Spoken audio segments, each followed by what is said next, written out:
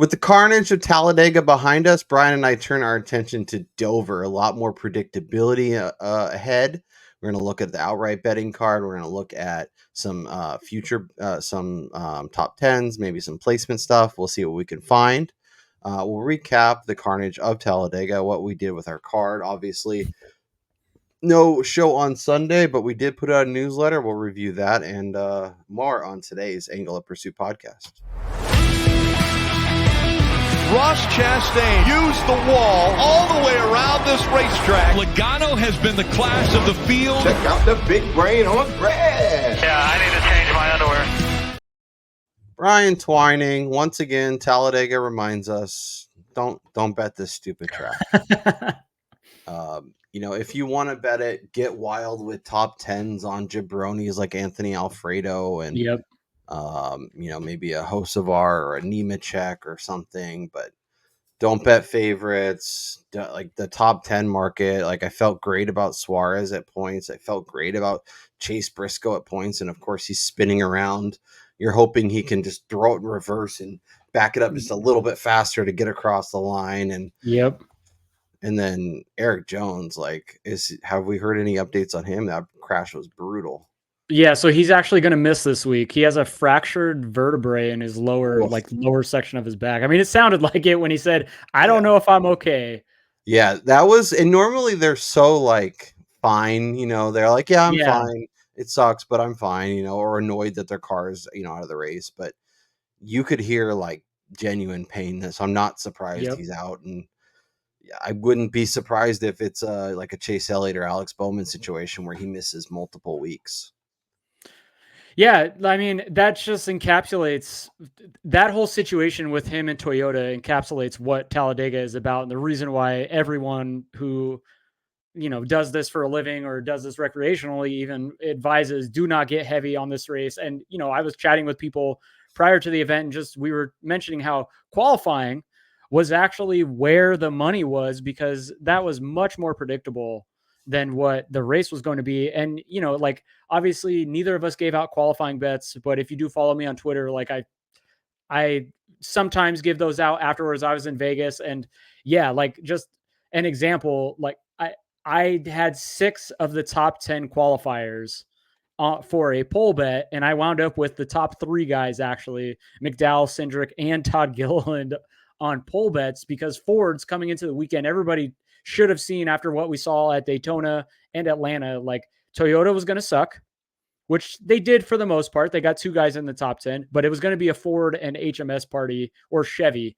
party. I mean, Elliott top 10 and then Busch and Austin Dillon both with really good speed qualifying and not so good results in the race. It just kind of shows you qualifying was better to bet, but it meant absolutely zero when it came to race day, which is why I didn't really bet much at all. And for the show purposes, we only gave out a few bets and I shotgunned a few outrights only because I was in Vegas. And, luckily I hit on a Tyler Reddick 28-1, but it was for pittance compared to what I'm normally betting. I mean, it was a $10 bet. I had $280. That's great. But, any other race, you're betting much larger unit allocation there. So yeah, it was kind of a boring ass race. The ending was exciting because people wrecked, but yeah, I'm so happy to move on.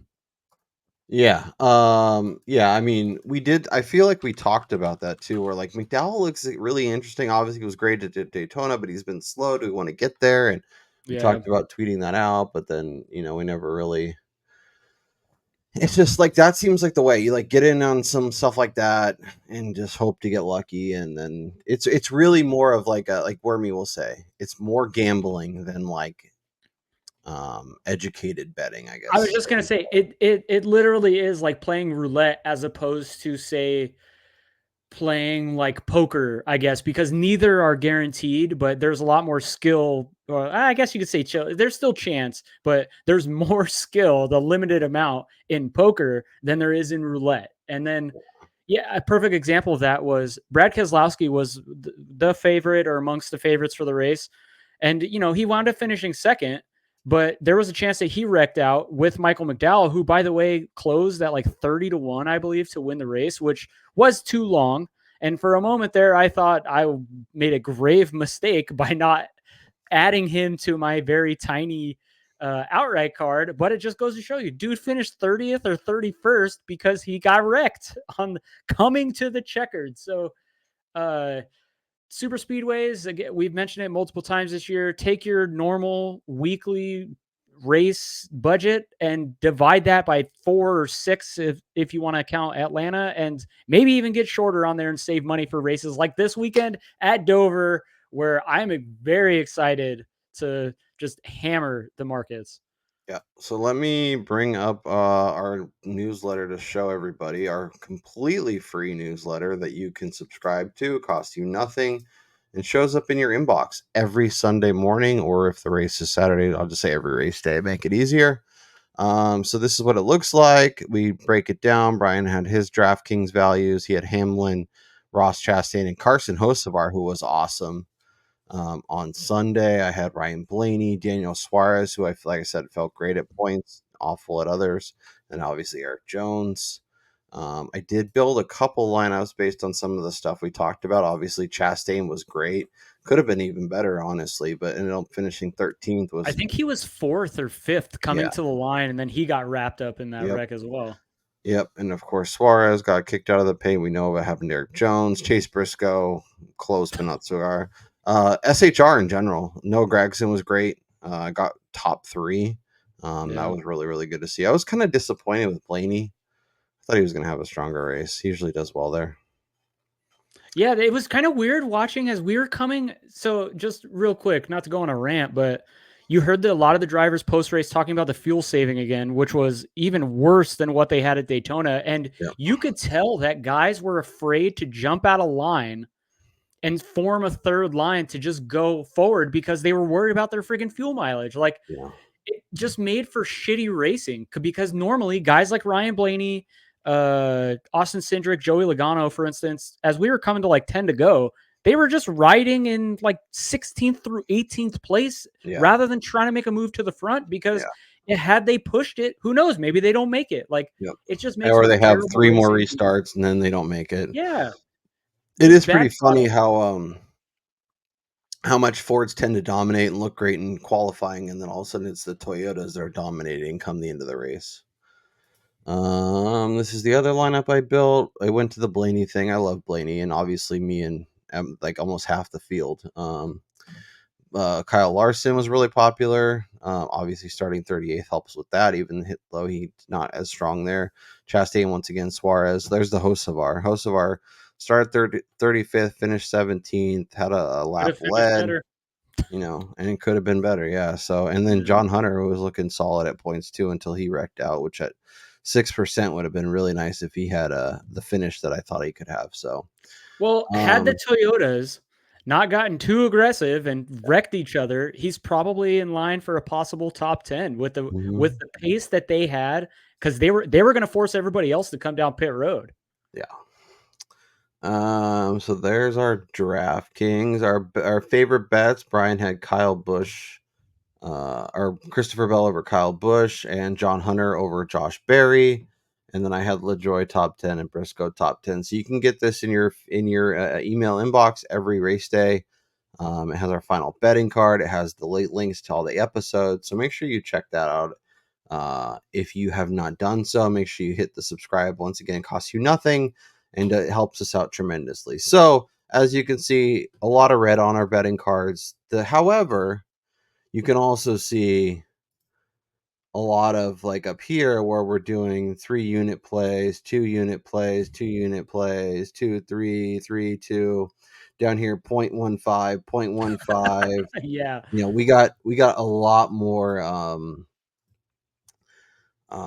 Yeah, we became very frugal with. Yes. We didn't get over our skis. We didn't get too crazy. So, and coming off of the week that we had at where was that? Texas. Yeah, Texas.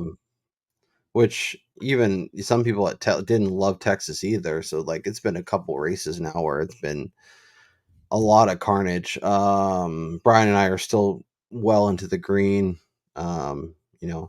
Up almost 28 units. Brian's up almost 12 units. So it's been a good season so far. We're trying to stay trying to stay in range and not go too crazy on any one race. And we'll see if we can do that this week, because Dover is a lot more compelling, obviously, a lot more easy to stomach some of the bets and whatnot. So anything else on Talladega before we move on, Brian? I'll go back to another hot topic this week, the scoring pylon. Why the F are they removing the only point of reference for people in the stands to know who the hell is running where on the largest track on the schedule, where you can barely see the cars on the backstretch if you're sitting in the stands? I would presume. I've never been there, but it's a 2.66 mile long track. Like that, it's hard to make out cars. And yet you remove the only thing that fans use to be able to tell what the running order is, forcing them to use their phones or the digital screens, which are almost impossible to see when it's sunny out, by the way. Well, and even like, we know from Vegas and whatnot, but like, you can see cars running near each other, but you don't know if that car is 2 laps down or if they're fighting for the lead. Like you can't tell unless you have the running order, unless you're following along, obviously. Getting the radio and the headset is probably the best way to kind of keep an ear to what's happening. But at the same time, it is nice to look up every so often and just kind of go, oh, where's Logano? Where's Hamlin? Where's whoever? Exactly. And have a good reference point. So you make sure you're not watching the wrong part of the race. All right, let's talk the race this week. So the Wurth 400, we're going to Dover. Kyle Larson is your favorite. Once again, big favorite, plus 475. It's going to be a big week for Hendrick. Once again, I'm not going to doubt that. Truex 6-1, William Byron 7.5, Hamlin 7.5, Ross Chastain inside 8-1. Where is your initial lean going for this range? Anyone you're considering betting? Anyone going on the card, at least at this point? So I'm not getting to Larson at 475, and definitely not Truex. We've talked about him on numerous occasions on how you got to wait to see what he unloads with as to whether or not you're going to get in on a really short number, because in all likelihood, you'll probably get the same, if not a longer number post-practice and qualifying. Yeah. Denny Hamlin, I don't mind getting to him at 7.5. I mean, dude is probably the best guy on the circuit right now when it comes to 1.5s, or like, I mean, this is a mile track, but it's a little bit faster. So I love Denny this week. Chastain, I cannot get there pre-practice and qualifying. Yeah, he's done a little bit better, but he's not going to put this on the front row. And so this number's probably going to stay or get longer. So of the guys in the single digits, it's probably Denny or bust for me. Yeah, and I'm looking at iFantasy Races total speed rankings. Chastain is number one, second at Dover in 2022, second at Dover 2023. He's been consistent, he's been fast, but I'm with you. Like the best case scenario, he looks like a rocket ship and he's 6 or 7-1. Worst case scenario, he looks 22nd in practice, or he's even fine in practice and slow in qualifying. We're getting 12 or 14 or something, and then we're betting it at that point, because what we want from Ross is crappy qualifying, mid-pack starting grid, winning the race. That's how Ross wins. If Ross is up in front early, he just sinks like a rock. It's like it's just science. Yeah, and he started both the previous 2 races outside the first 3 rows. So I mean, unless he's putting it on the front row or maybe the second row, he's just missing out on the pole, his number is not going to get shorter. It's only going to get longer, if anything. And that's assuming Martin Truex and Kyle Larson and Denny Hamlin don't look like rocket ships either. Exactly. They would all have to stink, and then he would have to be on the front row with like Todd Gilliland or something. Yep. In order for his number to completely shatter. So I'm 100% with you there. As always, you can shop these. You might be able to find better numbers if you want to get involved. But for Brian and I, this is just a range that doesn't really make a lot of sense. Like Brian said, Hamlin is fine. I could see him being somebody that jumps somewhere in between Larson and Truex in terms of an outright number. But even then, there's a few guys in this range that I like. So I'm happy to let the chip settle where they may and then get involved at that point with this group. I think the next group is kind of where we want to get involved. So Ty Gibbs, 12-1. Chase Elliott, not so average ass anymore, 12-1. Christopher Bell, 12-1. Ryan Blaney, 14-1. And then Bush and Bowman at 18. So that's kind of the 10 to 20 range. Some compelling options in there. Who's the most interesting to you? Let me say, I told Kyle prior to recording here, I've already made 2 outright bets, and one of them was Chase Elliott, which unfortunately is at this 12-1 number because I'm back in California and the only available book I have is offshore. But you can get him much longer at other books, 16-1 at places. I'm all over the Chase Elliott train right now, and the thinking that we might be hearing the siren not just one more time, but Kyle's alt over 2.5 wins might be cashing as well because he's looked a ton better. I think he's back in the tail end of the championship conversation. So I don't mind getting to Elliott right now. He's qualified inside the top 10. I believe it's at least three straight times here. He's got one of the best overall average finishes. He's has the best average finish over the last 3 races here at Dover, inside better than 6. So Elliott is my favorite pre-practice guy right now. Yeah, he's really compelling. Obviously, we both have the over 1.5. Hopefully, we can potentially cash that on Sunday. That would be nice. And as you mentioned, I have the alt over 2.5, so that's really nice. I'm pulling up the Action Network to see if there's longer odds floating around somewhere. Oh yeah, and as we speak, his 16-1 on Superbook is now down to 12. Yep. So it looks like it's pretty much 12 across the board. So he's still 14 at BetMGM. Okay, that's nice. So that's actually going on the card. I'll add that. Yeah, that's a nice number. I don't fault you. I'm pulling up Superbook now because I'm looking for one particular driver. The other one you wanted to back is also in this range, another Team Hendrick guy, and that's Alex Bowman. Talk to me a little bit about him. Yeah, Bowman too. He's been pretty good here at Dover. He's qualified really well in the past. I mean, HMS is always unloading with tons of speed. I got him at 20. He's 25 right now at Superbook. At Superbook, that number I'm all about. I mean, when you look at the last 3 trips here, he's only ran 2 of them, but he's top 5s in both of them. He's got a win here at Dover. HMS is right up there with JGR in terms of speed at these types of tracks, at the higher speed tracks. So Bowman 20-1, he's probably going to unload fast if he qualifies inside the top 10. I mean, this is probably 14 maybe post qualifying. 18's probably the lowest you want to go, at least at this point. Like DraftKings has 16. How do you feel about that? Is that too short for you, or are you willing to still get it in at that price? Yeah, I don't know. I think that might be a little bit too short. Yeah. I know we're nitpicking here and pinching pennies, but there really is a difference between 18 and 20 and 14, 16.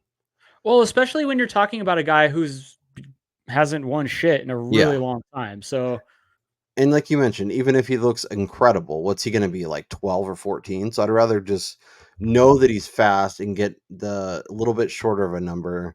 Or if he's not quite as fast as I expected, maybe he drifts, closer to that 18 to 20 most places. And then I can get involved at that point.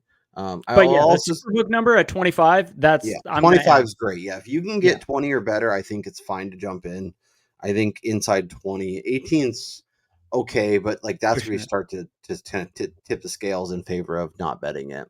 I will say there is a lot of discrepancy in market, so make sure that if you have access to different sports books that you're shopping them and finding the best number. For example, Superbook or DraftKings has Ty Gibbs at 16 and Caesars has him at 12. So 16 is much more palatable than 12. The number I'm going to add, Brian, is Christopher Bell, 12-1. We're talking about 1 mile. We're talking about Chris Bell dominated Phoenix. I think he makes sense. I think he's kind of smushed into an area where he's not going to garner a ton of attention. and I could see him coming out looking awesome in practice and qualifying. And we're talking on Saturday night at he's like 8 or 8.5 to 1. So I'll take the little bit of value. All right, I'm going to let you ring with the cracked Liberty Bell at the moment. I mean, he's fantastic. Like, I feel like he's value every week, but they're just we've run into another string of races where he's either suffering wrecks or, he's just having bad luck, or he's not able to get up to the front and battle for a win. Instead, he's top 5 contender. Yeah, and it really feels like he does that. Like, he'll just kind of flutter mediocrity for like a month, and then he'll win a couple races. And then he'll kind of go out of the picture for a little while, and then he'll win a couple races. And all of a sudden, oh, look, it's the final 4 in Phoenix, and Chris Bell's one of the 4. Like, he kind of, like, I think he's all shucks. He's a little guy. He looks young. I don't know. It's interesting. I just think that's kind of his MO. But I totally get the the thought of, especially in terms of recent form, but I think he makes too much sense to pass even at 12 to 1. I was hoping to get a better number, but shopping it around, I don't see even Superbook has him at 12, so that tells you everything you need to know. We'll talk 20 to 1 and longer. So we have Keselowski, Buescher, Logano, Reddick, and then there's another sizable jump. Any interest in the Fords or Tyler Reddick, who won Talladega last week? I mean, it's hard not to like Tyler Reddick. He's been really fast at like the other 1 mile tracks. He's good at the 1.5s.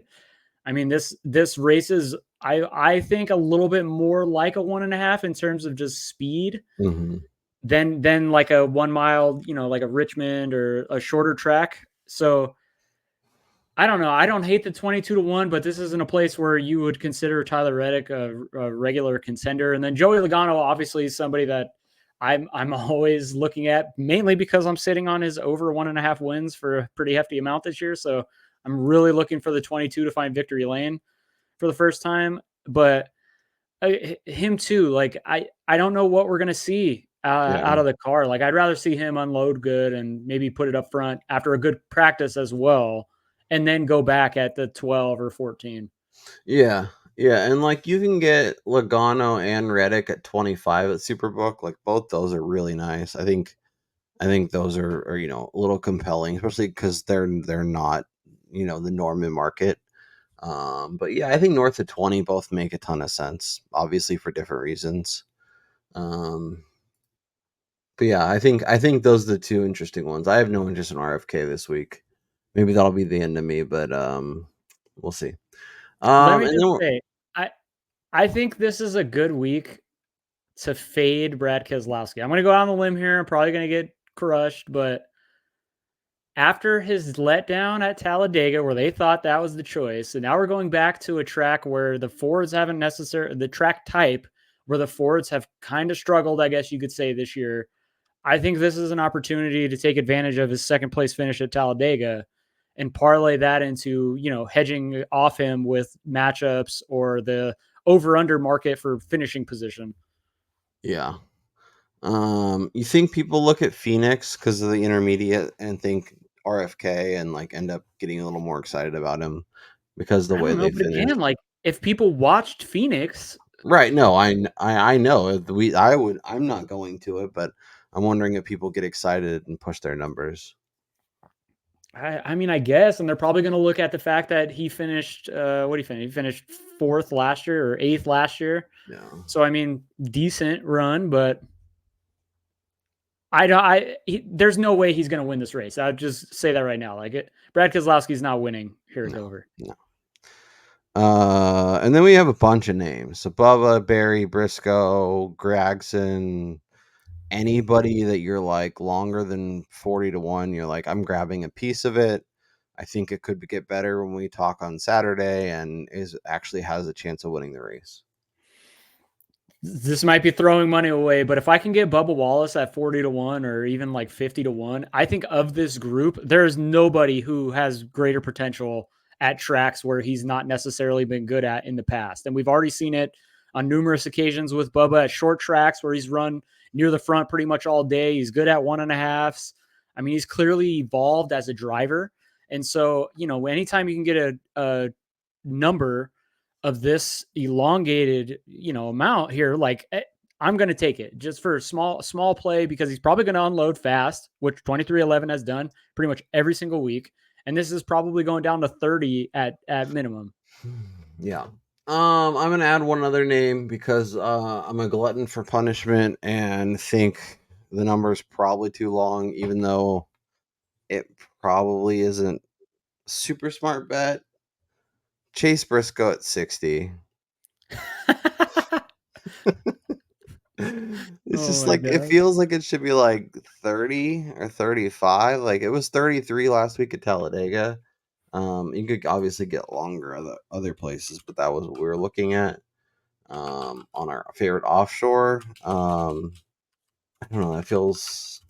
I'm gonna put like a tiny little. I'm talking like a 1/10 of a unit just to feel good about it when he qualifies. Oh my gosh, well. just to have some kind of action on it. Yeah, I just need to feel something, and you've been on my Chase Briscoe corner for far too long, so I need to take it back. Yeah, no, I'm not messing with Chase this week. SHR, man, shorter, flatter-ish. I don't know.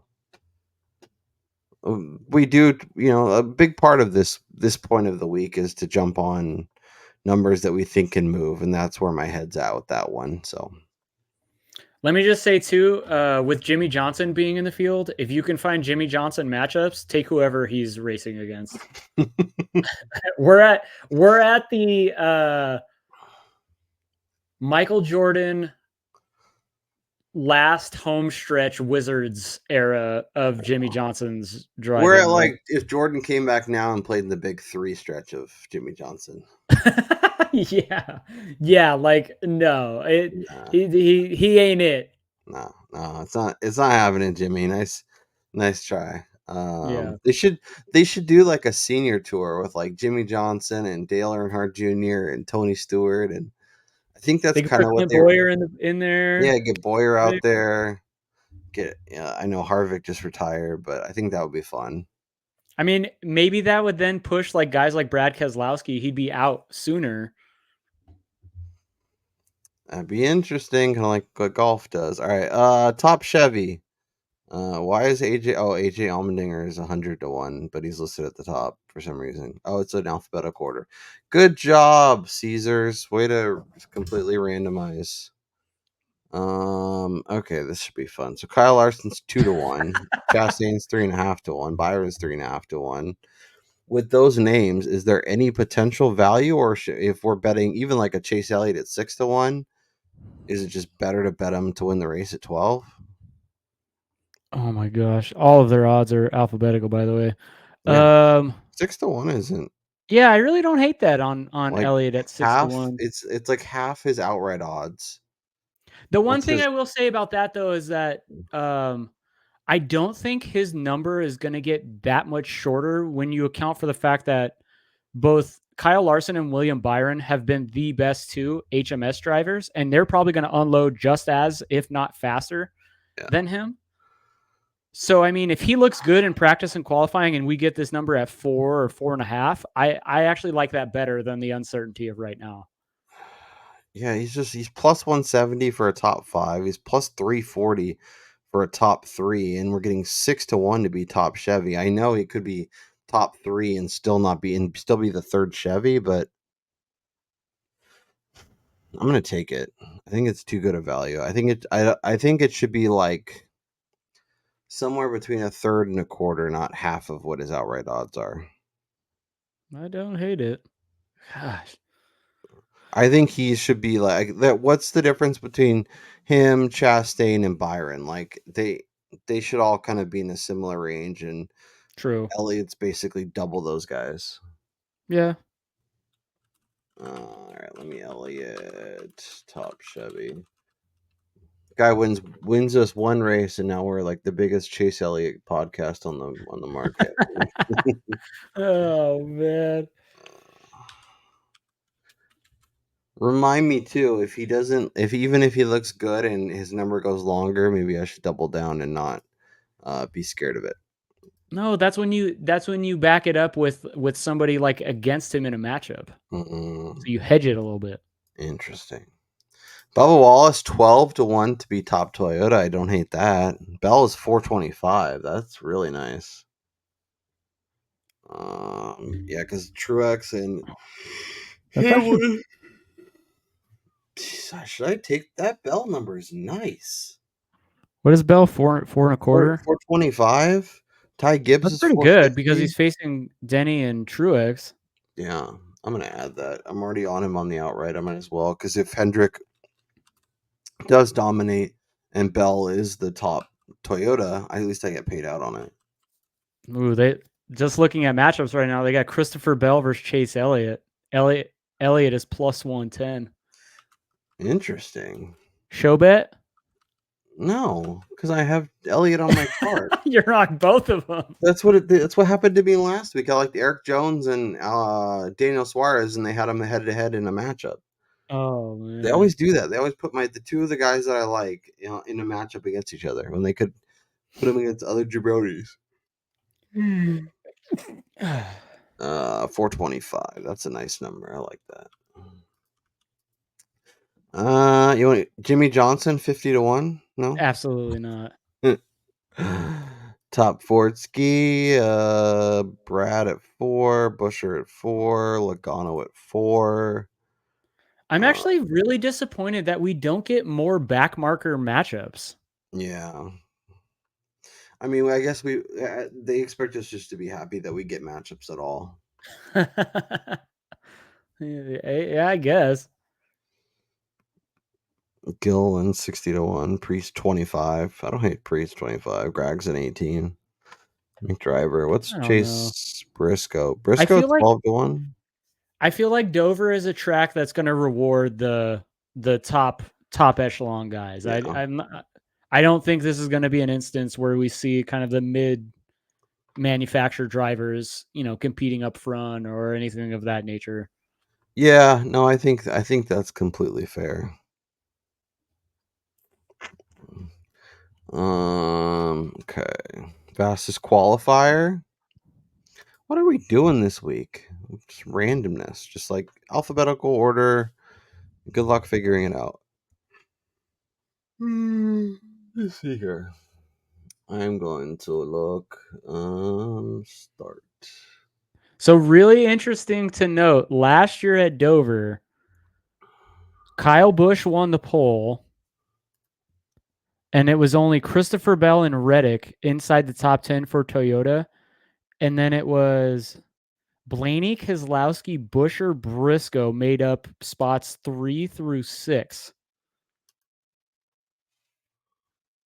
So Blaney, the last 4 times, has started 3rd, 5th, 7th, and 7th.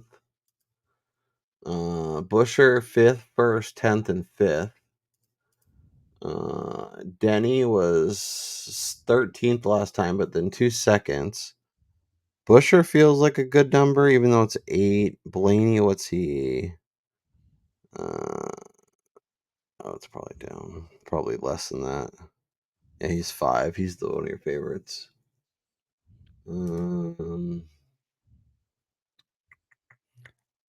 I think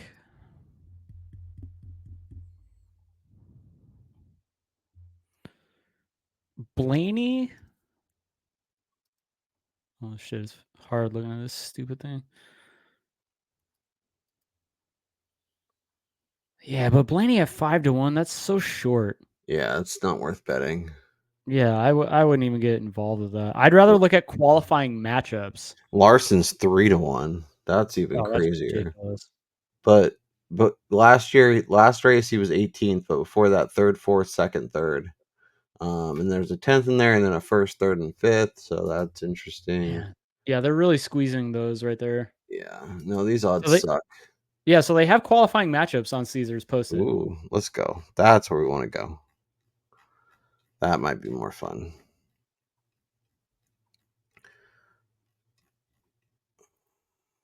All right. Suarez versus Cindric. Blaney versus Busher. Truex versus Keselowski. Ooh. Byron versus Chastain. I mean, in a vacuum, it's got to be William Byron. That's just kind of... Yeah. And then it gets us to where Ross Chastain, maybe like a 12th place car, and we can bet him to win the race.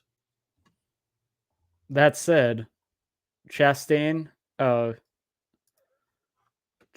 average start is better than Byron's, but he only has one top 10 in the 3 Byron races. also has, starting back in May of 2019, 2nd, 6th, 8th, 23rd, 3rd, 33rd, and 8th. So he has 2 poor qualifying results, bringing his average down significantly. Yeah. He's So not I don't good at hate that. qualifying. I wish it was a little bit better, but it sucks that we also get minus 110 as like the underdog. It should be minus 110, and then we should be getting minus 105 or plus money. Yeah. That's bullshit. Bell versus Bowman. That's interesting. Even at minus 120, I think it's interesting. Reddick has a better starting average, which is really interesting. Over Chase Briscoe. Look at that. Briscoe's a favorite to Red Dog. That's pretty gnarly. Ooh, I think I'm gonna...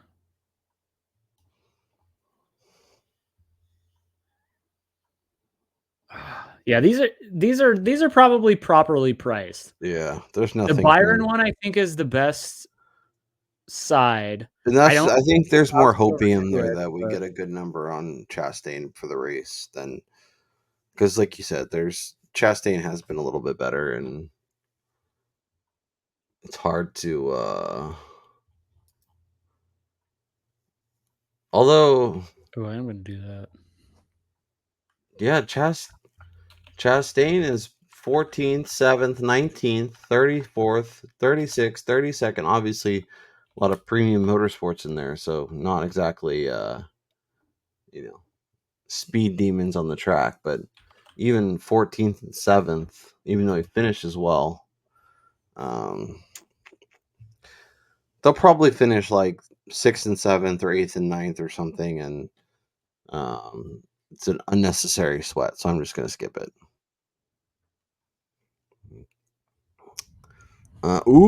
Stuart Haas versus RCR.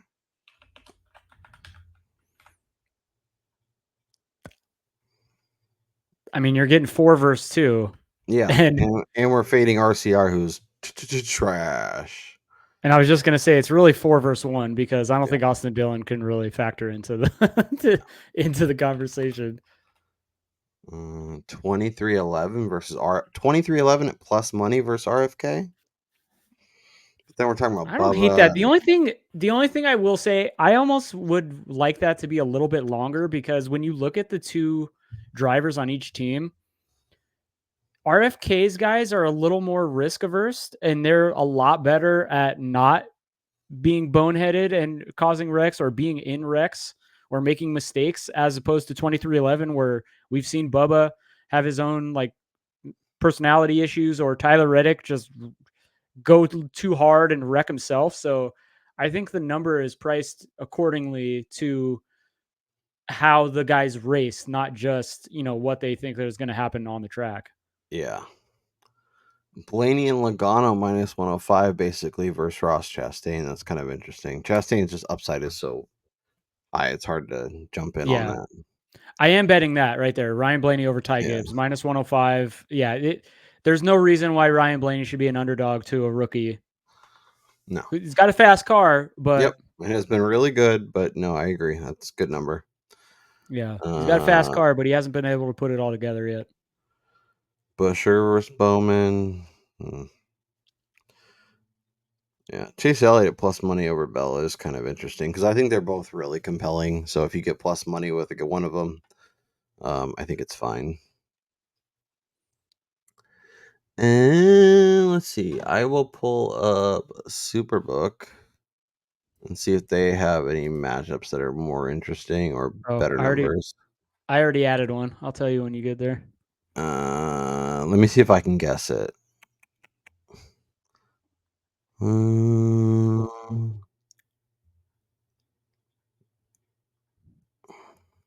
Have I come to it yet? Nope. I didn't think so. I will say the Chase Elliott number here is really nice against Christopher Bell, but yeah, this 115. Blaney versus Bell. no. Bowman versus Blaney. Nope. You just pass it. Top one. Oh, Elliott versus Gibbs. Yep. Yeah. Yeah, that's good. You're just fading Ty Gibbs this week. Yeah, it's fade. He doesn't get us this week. That's the hope. He sure doesn't. He doesn't get us on it. We don't get him on our card, and he doesn't get us. That's fine. Apparently, there's an Eric Jones matchup, even though he's not racing. So that's interesting. Yeah, that doesn't make any sense. Yeah, these matchups kind of stink, baby. So there was one that is on there. Alex Bowman is plus 115 over Ross Chastain.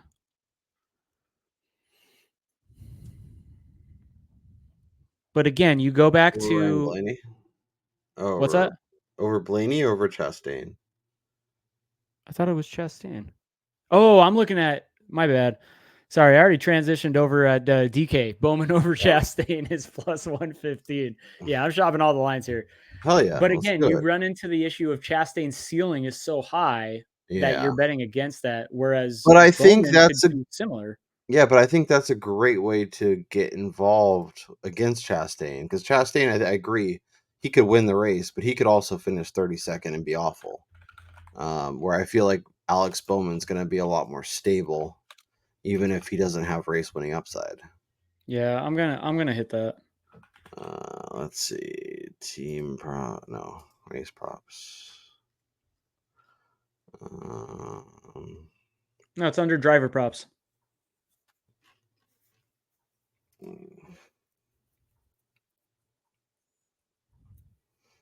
Bell plus money versus Hamlin. Yeah, I don't hate that. How do you bet against Denny though? You can't. You simply cannot do it.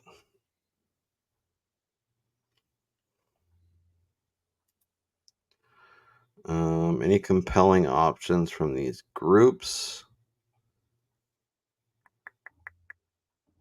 I don't think I've bet a group in a while. I don't hate this one. Bowman plus 220 over the RFK boys and Bubba Wallace. That's not too bad. I mean, obviously he's the favorite, but I think it's a good plus money bet against we especially based on what we think Bubba can be. Like, we both think he's interesting as an outright bet just because of where his number is, but we don't expect him to be that high. And then obviously RFKs, we'll see about them. We're not really interested, at least as of now. Kind of interesting. It's also when you look at like placement markets on these guys, and when you go to Caesars, like Bowman's top 10 price is minus 160, whereas Keselowski and Busch are both minus 110. Yeah. So when you factor those in there, it's probably priced accordingly.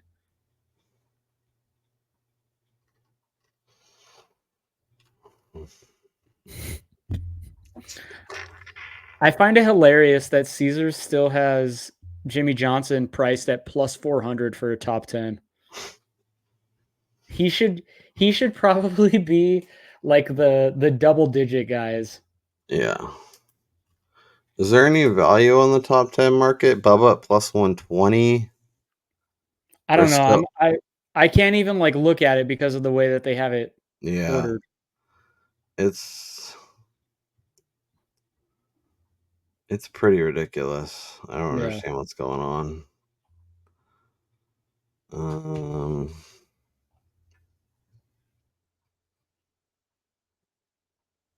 Blaney at minus 180 feels short when you see Chastain at minus 350, but I can't bet a minus 180 favorite. I don't know. It's really not that bad. If Byron's it's a good like if that's 300, he's shorter than Ty Gibbs, and like Ty Gibbs is little guy, so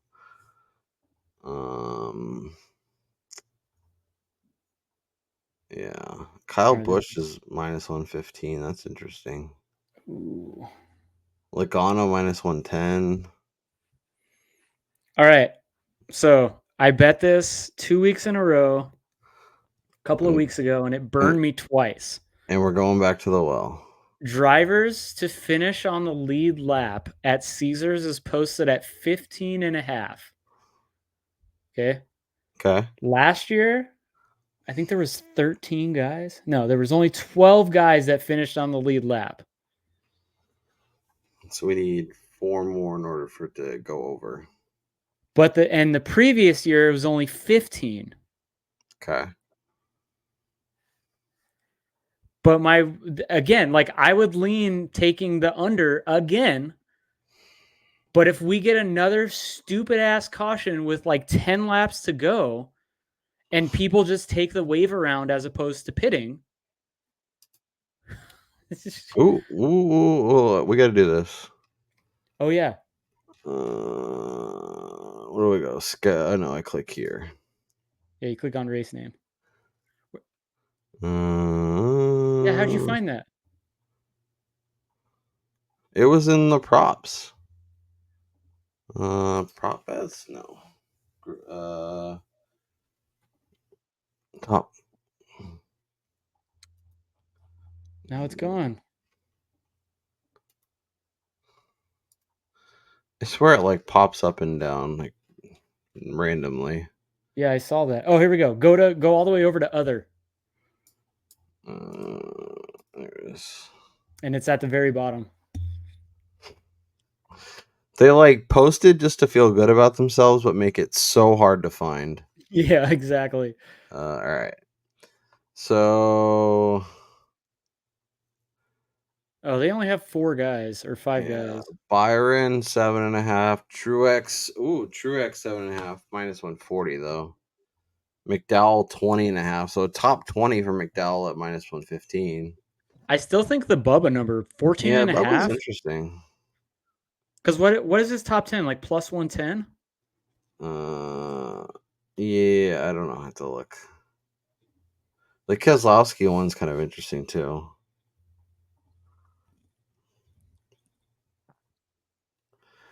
I'm gonna hit that Bubba Wallace one. He's finished under this mark in 2 of the last 3, and the one that he didn't, it was 16th. Yeah. Let's see here. Yeah, Brad's kind of been all over the board. He's got like a 9th and a 7th and a 4th, but he's also got a 20th and a 15th and a 12th and a 16th. So it's like. And you also have to account for his need to get a win, so he might wreck out. Yeah. I don't know. He feels like he's in the Kevin Harvick time of his season. You can get Larson or Truex or Chastain, but it's plus 135. Woof. Overtime at plus 450. I don't hate that. I mean, we've seen so many overtime races now.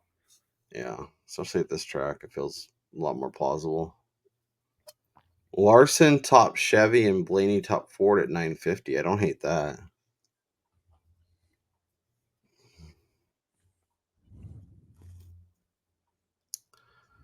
Winner of stage 1 wins the race. Byron top Chevy and Hamlin top Toyota at 12-1. That's kind of fun. Yeah, I actually like that. Yeah. Obviously, it's not Larson, but you're getting 12-1 on it, so. Yeah, but you know what's going to happen, though, is you're going to bet Byron and he's going to have an issue, whereas if nobody's going to bet him and he's going to win the race. Yeah. That's how it always works. If I like him and don't bet him, then he wins the race. If I like him and do bet him, then he doesn't win the race and barely finishes in the top 10. Maybe. Sounds about right. Okay. Well, very minor betting card for me at this point. But that's okay. Patience, wading into the water slowly, getting the right numbers. taking value when it's there, sitting out when it's not. That's the cool thing about betting is you don't have to do it every race. You don't have to bet the same amount every race. You don't have to bet the same amount of bets every race. You can kind of find your spots, pick and choose, and make it work. So I have four bets. Chase, Chris Bell, 12-1. He's my only legitimate outright. I have a Chase Briscoe at 60-1 just to feel something. Chase Elliott, top Chevy at 6-1. Brian will hate me when he gets like third or something and is like the second Chevy. And then Bell top Toyota at 425, I think is also really nice. So I'm big on Christopher Bell this week, and then I added a little Elliott and Briscoe. Brian has 3 outrights: Chase at 14, Bowman at 25, Wallace at 50. And you said Elliott, you'd go to 12. Bowman, you'd go to 18. I think 20 is the cutoff. Like For Roman. Yeah, I'm not getting into anything below 20. Yeah, and Bubba 40 or I think 40 is okay because again, you're playing a small play on this, and this is obviously a shot in the dark, but right. And what you can always do too is like if you normally bet say 25, you could put $10 on it at 40. If he looks awesome and he goes to 25, then you could put another $15 on it or whatever. And add to your position if he doesn't look very good and you're like, well, at least you're only losing $10. So yeah, exactly. You have Blaney over Gibbs at -105, Elliott over Gibbs at -110 because he does not get us, and Bowman over Chastain at 115. And we talked a little bit about that. You also have the Bubba under 14.5 finishing prop, which is nice. Grab those while you can. I know Caesars has it. I know our favorite offshore sometimes will have them. Yeah, very, very infrequently. Yeah, they're pretty hit and miss. They're kind of one of those extra items that sometimes show up on the menu and sometimes don't.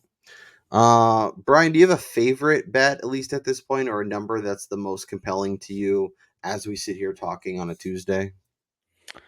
It's got to be the Chase Elliott over Tyrone Gibbs. I mean, we have completely flipped the script on our buddy average ass Chase Elliott because he won. Like if he hadn't won a race, I would have been like, okay, I can see it given what Gibbs has done. But he won a race and he looked good the week before, and he almost won. What was that? Richmond? Yeah, it was one of the shorter tracks. Yeah. But and then too, we're in a situation now where I feel like you're still getting a slight discount on Chase Elliott, and the books are still kind of shortening on Ty Gibbs because he's been really fast. Yeah. When give me the guy with the experience, championship pedigree over a rookie any day of the week. It's amazing. Guy wins one race and average ass is gone. He's just Chase Elliott now. Good job, Chase. We appreciate you. That's Brian Twining. I'm Kyle Robert. Appreciate all the support. Enjoy the rest of your race week. We will be talking to you on Sunday morning. Make sure you are subscribed if you've yet to do so. Hit the thumbs up on the way out. Go subscribe to the Substack so you get the extra picks, full betting card, everything in your feed on race day. I think that's it. Let us know down in the comments who you're excited about. If you find any good bets for Sunday's race, and like I said, we will recap everything, including talking some DraftKings when we group on Saturday. So make sure you are subscribed so when we post that, you get access to that right away. For Brian Twining, I'm Kyle Robert. Enjoy the rest of your week, and we'll talk to you next time.